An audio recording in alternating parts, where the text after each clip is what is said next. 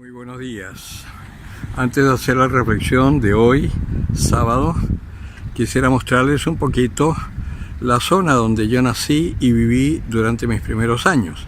Aunque esta no es Viña del Mar, Viña del Mar estaría allá donde están esos cerros al fondo, abajo. Esto es el balneario de Reñaca, un lugar donde cuando niño veníamos a jugar, porque todo este sector, incluso donde estoy parado ahora en esta calle y donde están todos esos edificios inmensos, era un sector de dunas desérticas. Y veníamos a jugar, a tirarnos en trineo de arena, que era una delicia. Hace algunos años, varios ya, 20 años, se plantaron estas plantitas que tienen la particularidad de no necesitar agua y de endurecer la tierra. Y gracias a eso se destruyeron estas dunas que eran un patrimonio de la humanidad, pero que nunca se protegieron, y se construyeron estos edificios de gente en principio que venía a pasar el verano acá y que en realidad ahora muchos de ellos son habitación permanente. El mar, si se fijan bien, entre medio de los edificios se divisa, pero estos edificios están más o menos como a 200 metros de altura o 300 metros de altura en relación al nivel del mar. Estamos en un cerro enorme. Bien, antiguamente detrás de estas dunas habían unos bosques como esos que se ven allá que aún quedan. Y también jugábamos, era una delicia. Bien, ahora voy a reflexionar lo que corresponde al día sábado desde el auto. Vamos a contemplar el Evangelio de San Mateo, capítulo 4, versículos 35 al 41. Y recordamos a Santo Tomás de Aquino, presbítero y doctor de la Iglesia, uno de los grandes teólogos nuestros. Un día al atardecer dijo Jesús a sus discípulos: pasemos a la otra orilla. Despiden a la gente y le llevan en la barca como estaba, e iban otras barcas con él. En esto se levantó una fuerte borrasca, de suerte que ya se anegaba. Él estaba en popa durmiendo sobre un cabezal. Le despiertan y le dicen: Maestro, ¿no te importa que perezcamos? Él, habiéndose despertado, increpó al viento y dijo al mar: Calla, enmudece. El viento se calmó y sobrevino una gran bonanza, y los dijo: ¿por qué estáis con tanto miedo? ¿Cómo no tenéis fe? Ellos se llenaron de gran temor y se decían unos a otros: pues, ¿quién es este que hasta el viento y el mar le obedecen? Palabra del Señor. Notable esta reflexión de hoy, porque es un pasaje en donde muchas veces hemos estado.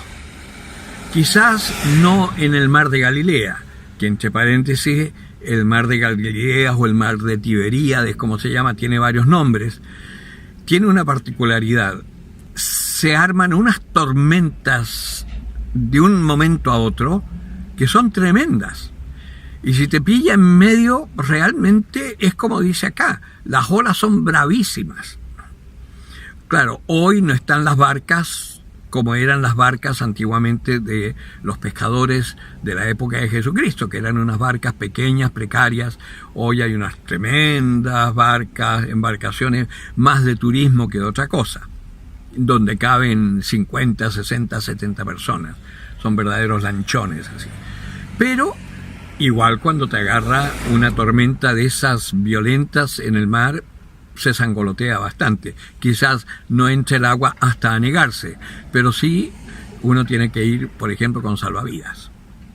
Bueno, aunque no hayas estado en el mar de Galilea, como les decía al comienzo, todos hemos vivido momentos en donde hemos tenido unas tormentas feroces y las olas irrumpen fuertemente en nuestra vida, que nos hacen temblar y temer.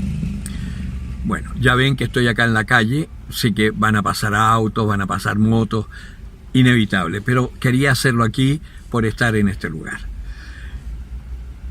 Esas tormentas en las que a veces nos vemos envueltos, una enfermedad terrible, una situación económica que no sabemos cómo salir, en fin, situaciones familiares tremendas, el marido que se pelea con la mujer, los hijos que desobedecen a los padres que no entienden a los hijos, y que a veces nos quedamos así como aterrados y no sabemos qué hacer. ¿Y dónde está Dios? Probablemente durmiendo sobre un cabezal en tu misma barca. El Señor nunca nos abandona, siempre está con nosotros.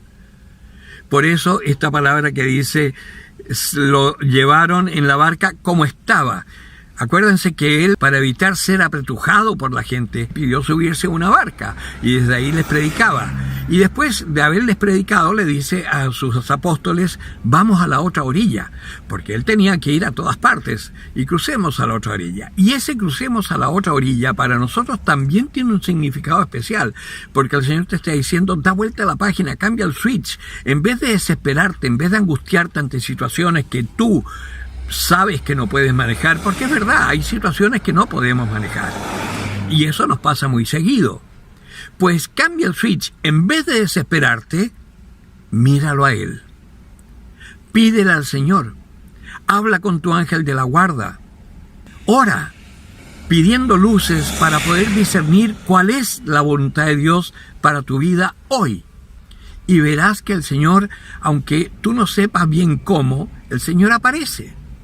Nunca esperes que el Señor aparezca como una visión. No, porque el Señor es mucho más sutil. El Señor rara vez rompe las leyes naturales.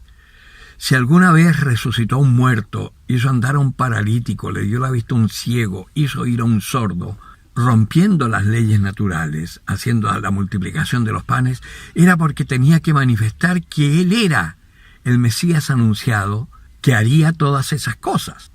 Pero desde el momento en que empieza a existir un poco de fe en el corazón de las gentes, y hoy no son muchos los que tienen fe, pero sí suficientes como para hacernos testigos del poder, de la existencia y del amor de Dios hacia cada ser humano. Y la misión que tenemos entonces es primero experimentar nosotros cómo el Señor actúa para calmar esas tormentas de nuestra vida, y ser nosotros además, por el poder que se nos confirió por el Espíritu Santo, poder ser también agentes que puedan dominar esos vientos y esas olas aterradoras que a veces envuelven a la gente, y ser agentes de esperanza, como testigos. No como loros que se aprenden de memoria citas bíblicas, sino como testigos del amor de Dios. Porque lo fundamental, especialmente en esta época que estamos en una barca que es el mundo entero, zarandeada por vientos contrarios de distintas ideologías que están destruyendo la humanidad como la conocemos y al hombre como lo creó Dios, hoy lo que se necesita es hablar del poder de Dios, del amor que Dios le tiene a los hombres. Eso es lo que el mundo necesita saber, tener la esperanza, pero una esperanza que nace de la experiencia que nosotros tenemos de ese amor de Dios. Solo así la gente va a empezar a creer. Por eso se asombraba a la gente cuando hablaba Jesucristo, porque decía, les enseñaba como quien tiene autoridad, no como nuestros escribas y fariseos. Y hoy podemos ver que hay muchos, aunque sean obispos, que hablan sin tener fe. La situación que se está dando en Alemania, por ejemplo, es una situación típica de una iglesia que ha perdido la fe, y por eso se está separando de la recta doctrina y se está separando incluso de la iglesia de Roma. Por eso es que nosotros tenemos que ser estos agentes de vida y de esperanza para nuestros hermanos. Escucha la palabra de Dios, ora, pídele al Señor ayuda, y verás que el Señor aparece y te da la fuerza para anunciar su amor a todos los que te rodean. El que tenga oídos para oír, que oiga.